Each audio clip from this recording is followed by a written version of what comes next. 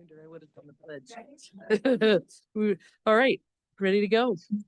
Thanks everybody for being here. I'm going to call this special meeting to order. It's a public hearing on the Community Development Block Grant, CDBG, and it's our first public hearing. I just said that. This is for the 2026 Community Development Block Grant, CDBG grant. It is December 9th at 5:30 p.m. The purpose of this meeting, this public hearing, is to provide citizens with information about the CDBG program and allow for discussion on possible applications for the 2026 funding cycle. We seek citizens' views and suggestions regarding the possible projects utilizing these funds. The amount of CDB funds expected to be available for projects for the new year comes from the CERTA, Southeastern Utah Association of Governments. It's not called that anymore. The amount of money that they have available is $778,284. The type of activities that may be undertaken with CDBG funds include a lot of things and can be summarized as such: construction of public works and facilities. Example is water, sewer lines, fire stations, park rehabilitation, or the provisions of public services, among other eligible activities. We would like to identify and discuss the community development needs of the Moab community and welcome views and suggestions regarding possible projects. I ask anybody with questions or comments or suggestions during the hearing to please identify yourself by name before you speak. The recorder will include your name in the minutes, and we would like to specifically respond to your questions suggested during the hearing. I invite anybody to come and speak. And I think we'll start with you, Savannah. I think we can start with the you folks. That's okay, the free help. Okay, so you don't, so. Is there anything else you need to say? Oh, no, sorry. Thank you for that. Yeah. I have a handout of the full. Could you come up here? Yes. I have a handout of the full list of eligible activities. So if anybody wants a copy of this, it's everything that the mayor said, but this is the in detail list, if that's helpful. So I'll leave that here. But no, I think we're Okay. ready to start. All right. So I believe the Moab Free Clinic is here with a couple of project ideas. So if you want to go ahead and come up. And I'm going to be projecting for them. Okay, great. So Thank you. Yeah. Hello, I'm Kate Jagla. I'm the director of the Moab Free Health Clinic, and I'm here with David Olson. David Olson. Project. Yeah. Development man. the last time we presented, you asked at the end what you could do for the Moab Free Health Clinic. Well, here is exactly that. So every day, just as a reminder, hundreds of Grand County residents, City of Moab residents face barriers to addressing essential healthcare services. We serve more than 12% of Grand County's population. We're on track to do 3,400 appointments this year. You can see on this illustration here our community impact over the last decade.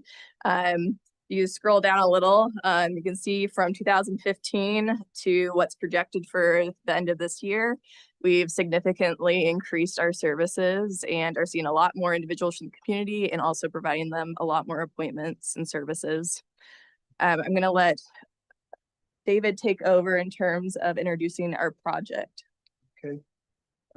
One thing I wanted to mention, when I started working for the city in 1990, one of the first things I was given was a binder this thick with CDBG rules and said, apply for a CDBG grant. And so I didn't realize I'd be handing back a binder that thick after the project's over with. So it's kind of interesting. And I've done over 20 of them for the city when I worked for the city, just almost yearly. Block grant. And at first I thought they were really hard, but I started getting used to it. So just want to let you know that I've been involved with that. There's a slide on a floor plan, and we wrote a letter about providers, and providers do a lot of work at the city for free. And they have to stay at hotels and motels and things, and it gets really hard to coordinate those things. Kate wrote down like just the vision clinic could take up to 192 nights of accommodations for 1 3-day vision clinic. And at these vision clinics, we're seeing hundreds of patients at them. Next year, we're projected to see 575, have 575 appointments alone from our vision program. And that equates to, for just 1 3-day vision clinic, anywhere between $28,000 and $38,000 in hotel rooms. So that's just a little bit to show you the perspective of what we're looking at. And that's probably on the low end. I was projecting hotel rooms at $150 to $200 a night. Our primary request is a $350,000 to place a 3-unit modular unit on our property in order to house these volunteers. They include physicians, dermatologists, dentists, vision specialists, mental health professionals, medical residents and students, AmeriCorps Vistas. So this investment would provide on-site lodging for years to come and limiting thousands upon thousands of dollars in annual hotel costs, while also enabling us to continue offering more services to the community, especially specialty services. Accessible lodging is really the limiting factor in terms of our growth. For example, the University of Utah has expressed that they want to bring medical residents down here to have extended stays, which also connects into workforce development, also bringing these people in to see what it's like in rural healthcare, and eventually hopefully getting them to stay here and practice, and maybe we'll get some more specialists in the long run. We are requesting modular units because of Davis-Bacon wages and federal rules and stuff. But that would make it a slick project, a lot easier when you're bringing in 3-unit triplex and dropping it on a foundation. So the foundation and some of the other costs that are connected to it, those are Davis-Bacon, but the unit itself would be without all those rules. It would be slick. Any questions for Kate or David?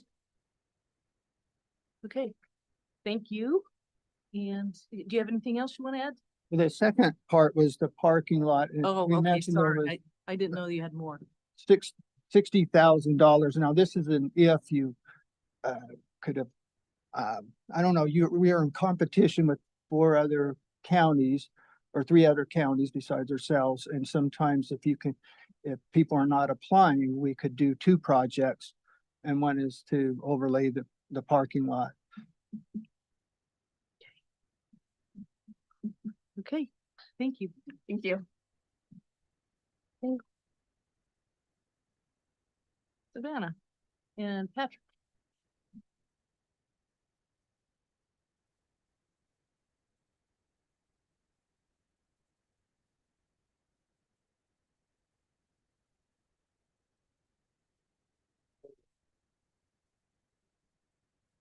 Set up here. One moment here. I'm going to get my screen shared for the presentation.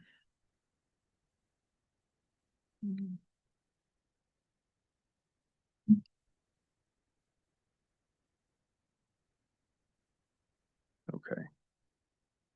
I think that did it.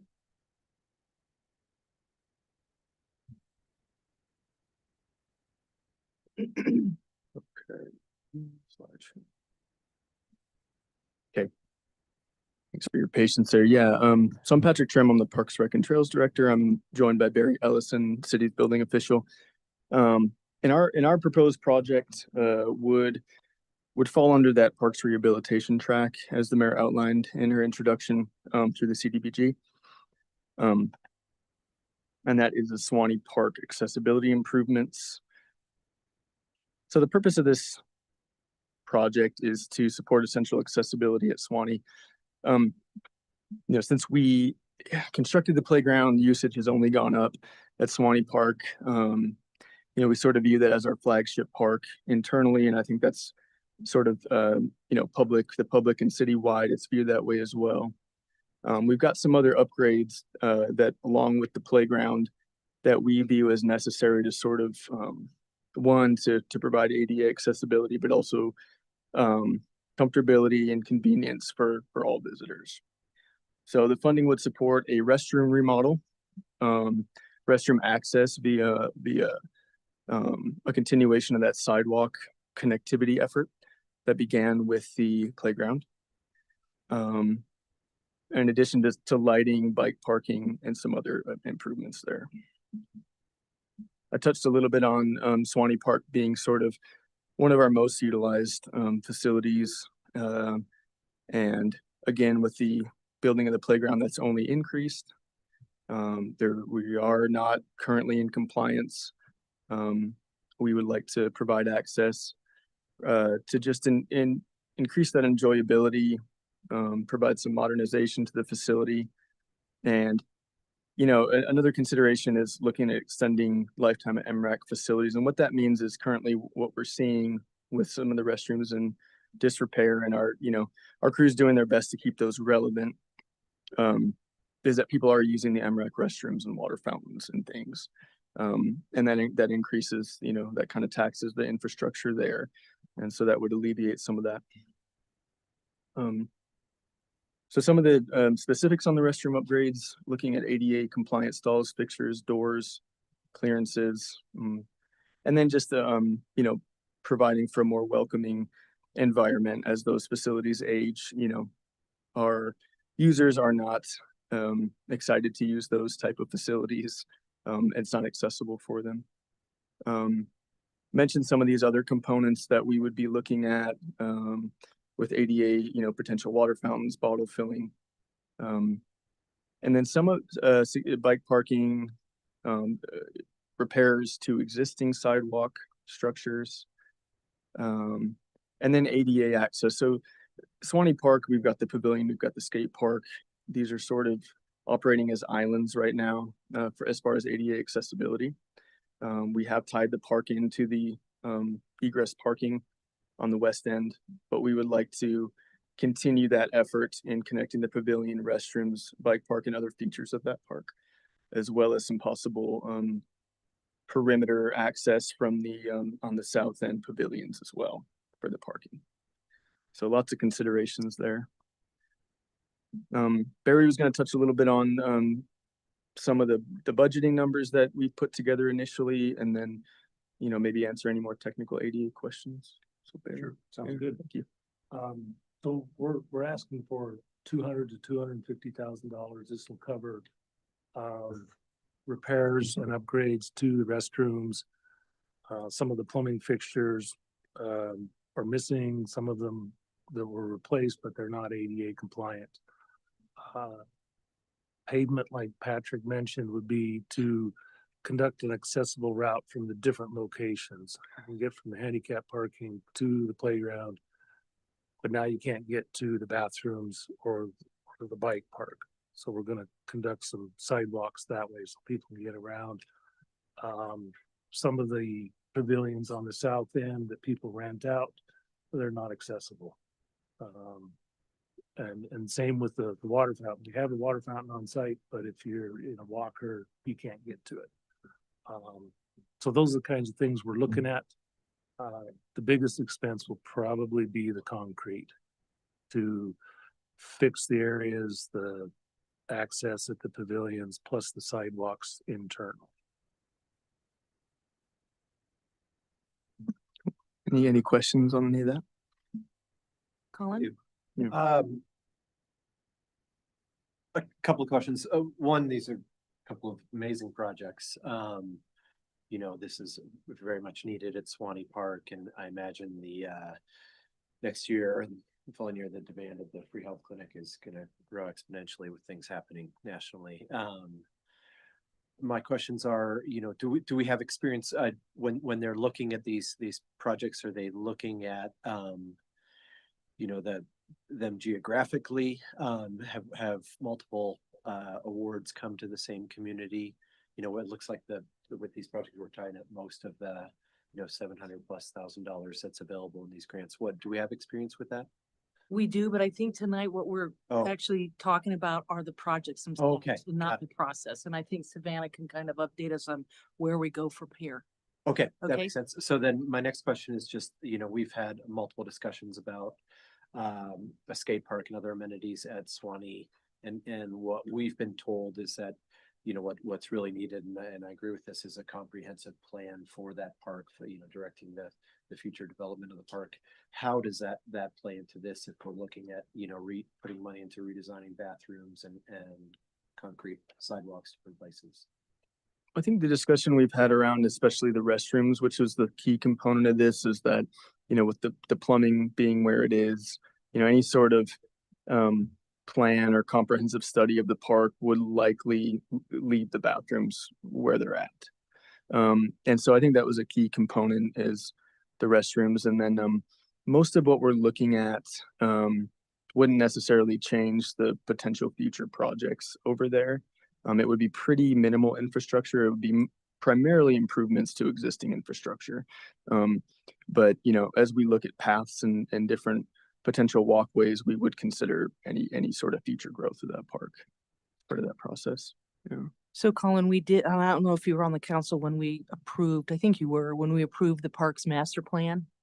And one of the things that the council at that time wanted to emphasize was ADA accessibility Absolutely. as kind of our priority, you know, to, you know, where there's funding available. That was something that I believe we all agreed needed to come first. Absolutely.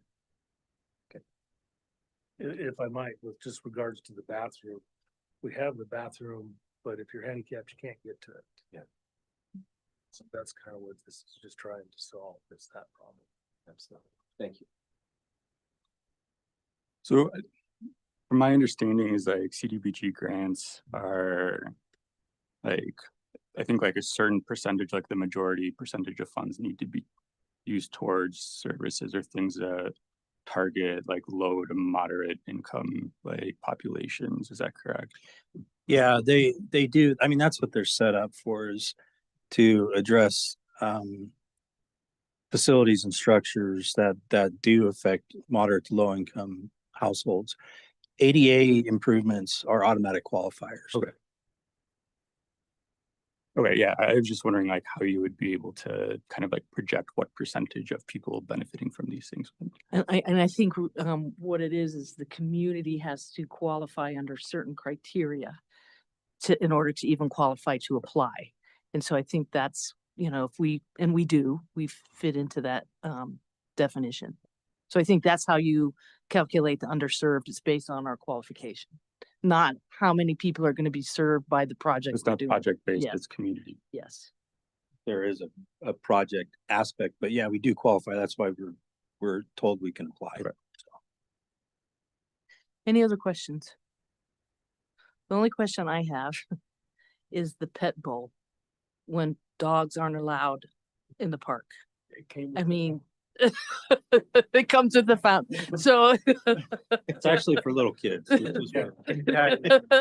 if we wanted to get down and we could You're lap talking it up. things crawling. do that. Totally hygienic. Yeah. It's the low cost splash pad that we're all looking. That's right. But there are people that go to the park and with their dogs, and their dogs aren't, I mean, this summer I saw a lot of people with their dogs, and rather than having them play in the park, they play in the street. So they still get thirsty. They're service animals. Yeah, there's service animals. We Or- won't deny any dog a drink of water. Any of the parks. Thank you. Anything else? All right. Thank you, guys. Thank you, appreciate it. Anybody else in the audience with the project they'd like to put forward? Okay. Savannah, do you just want to kind of let us know where we go from here? Because this is the first public hearing. I believe then it goes to CERTA. I'm not quite sure exactly how the process. Yeah, so from here, we'll be looking to make a decision on how many and which proposal we put forward. Once we do that, we'll get it together. It requires a bunch of different estimates so that we can show what the cost is of everything. There's a whole, you're familiar with it, I'm sure too. There's a whole set of documentation that's required. If we're accepted into that first round of grants, then we'll host a second public hearing. Okay. Thank you. to have another conversation like this about a specific project. This one was just, as the mayor said, to get your thoughts, ideas, any questions from the public, to put everything out there.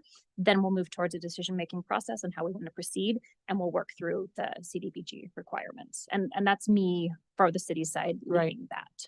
And my understanding is they sort of like starts looking at this like in March. Yes, yes. This So is gonna move quickly. I think first application is due end of January, so. Yeah. yeah, so that's why we're having to do it now. Yes. Okay, very Any good. other questions? Anything else for Savannah? All righty, thanks. Thank you. So, do I close the public hearing now? All right. I will close the public hearing at 5:51 PM. And now we have to wait 10 minutes. Arthur should be here. Oh, okay, so I'll adjourn.